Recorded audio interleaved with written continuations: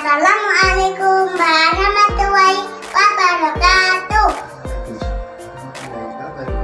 Sebelum ayahku bercerita tentang pahlawan nasional, Syifa mendapat selamat dari ayah nasional. Ini ayahku. Assalamualaikum warahmatullahi wabarakatuh. Perkenalkan, saya ayahnya Mbak Syifa dari kelompok B3.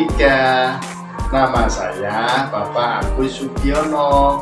Di kesempatan kali ini saya akan menceritakan tentang pahlawan nasional, dan Mbak Syifa mendengarkan ya. Sejarah pahlawan nasional ya, Jenderal Panglima Sudirman. Siapakah Jenderal Panglima Sudirman? Tahukah di? Nggak tahu ya. Ya, saya tahu. Ini ayah mau bercerita. Panglima Sudirman. Ini gambarnya Panglima Sudirman ini. Gambarnya Panglima Sudirman ini. Jadi masa dulu ini Panglima Sudirman. Ya, Panglima Sudirman. Beliau adalah seorang perwira tinggi tentara nasional di zaman revolusi nasional Indonesia. Ya, sebagai Panglima Besar Tentara Nasional Indonesia, ia adalah sosok yang dihormati di Indonesia. Ya, beliau dilahirkan di Purbalingga pada tanggal nggak tahu ya, pada tanggal 24 Januari 1916.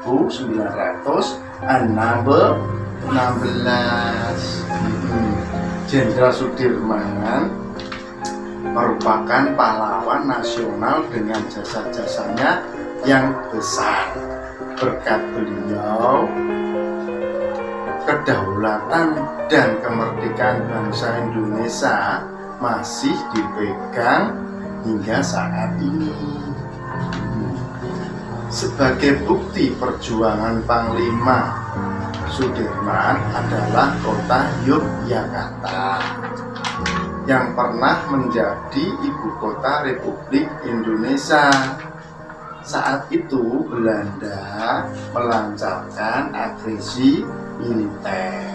Ya, agresi militer yang kedua, hingga dicetuskan perang gerilya pada tanggal 1 Maret 1949. Itu kalau ayah nggak salah ingat loh ya.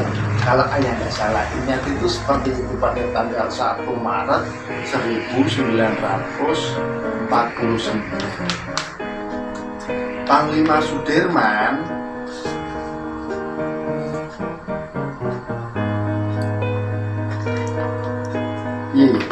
Sudirman waktu itu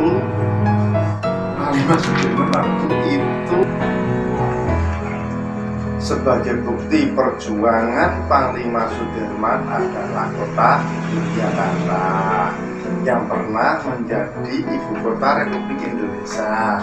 Saat itu Belanda melancarkan agresi militer kedua hingga dicetuskan perang gerilya dan serangan umum 1 Maret 1949. Perang gerilya tidak lepas dari peran Panglima Sudirman. Ya, Panglima Sudirman. Panglima Sudirman menjadi anggota pembela tanah air. Lalu setelah Indonesia merdeka, Panglima Sudirman bergabung menjadi Tentara Keamanan Rakyat. Jadi menjadi Tentara Keamanan Rakyat dan berhasil merebut senjata pasukan Jepang dari pertempuran di Banyumas. Ya. Banyumas di mana? Di Jawa Tengah. Setelah di Jawa Tengah, karena kepiawaian dalam bidang militer, Panglima Sudirman diangkat menjadi Panglima Divisi 5 dengan pangkat kolonel. Kolonel. Atas berbagai prestasi militernya, Panglima Sudirman dilantik menjadi jenderal oleh Presiden Soekarno dan Wakil Presiden. Ya, seiring perkembangan tentara keamanan rakyat pada waktu itu menjadi TNI, Tentara Nasional Indonesia. Indonesia. Panglima Sudirman dilantik menjadi Panglima besar pada negara bangsa Indonesia. Bangsa Indonesia adalah negara di tengah perang gerilya. Panglima Sudirman menderita penyakit TBC. TBC itu apa tadi? Batuk. Panglima Sudirman itu batuk terus waktu perang.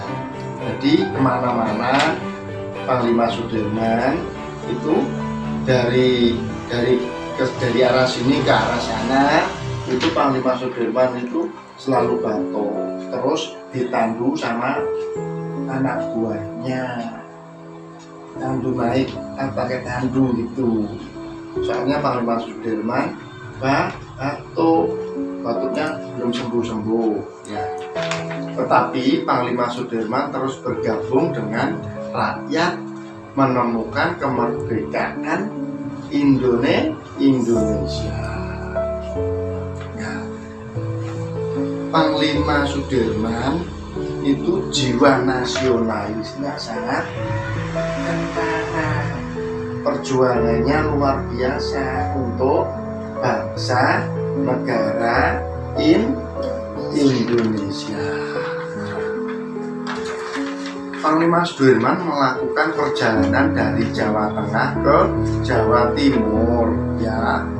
Saat pasukan Sudirman sedang bergerilya di Yogyakarta, dilancarkan serangan umum 1 Maret 1949. Adanya serangan umum ini merupakan pada dunia internasional bahwa bangsa Indonesia dan kekuatan militernya masih ada. Presiden dan wakil presiden dan para pemimpin yang lain tiba di Bandara Mangguwu di Pangasingan. Hanya Panglima Sudirman yang belum tiba di Yogyakarta. Satu hal penting pada Panglima Sudirman waktu itu bahwa mulai hari ini kita tidak boleh dijajah lagi oleh bangsa lain. Jadi kita harus 100% merdeka dan berdaulat penuh. Dan sekarang kita para generasi bangsa para generasi bangsa harus menghargai perjuangan para pahlawan terdahulu dan menjaga negara kita, bangsa Indonesia. Itu sedikit cerita dari sejarah pahlawan nasional Indonesia, khususnya Panglima Besar Sudirman. Wassalamualaikum warahmatullahi wabarakatuh.